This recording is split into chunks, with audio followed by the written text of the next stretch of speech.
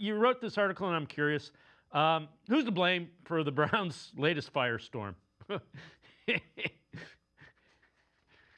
I mean, it's everybody. And when it's everybody, you have to start at the top, right? So, okay, you want to say Kevin Stefanski didn't develop the offense well enough over his last 2 years. Okay, I can get there.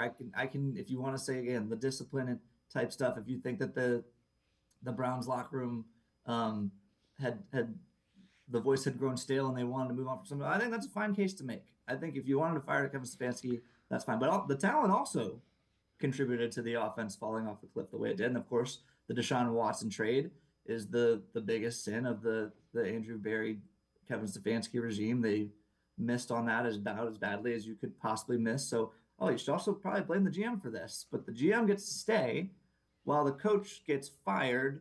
And when things start making no sense in the Browns organization, we tend to look up, right? Jimmy Haslam is the common denominator in all of this. It's not the first time that he's made one of these awkward decisions to keep one party and not the other, even though they came into this situation together with similar goals. And that cycle tends to repeat itself, right? So, okay, you fire Kevin Stefanski, keep Andrew Berry. Andrew Berry gets to keep his pick his own coach. Great. What happens when you get tired of Andrew Berry? When the Browns are losing again next year, more likely than not, by the way, this is not a 1 year turnaround situation.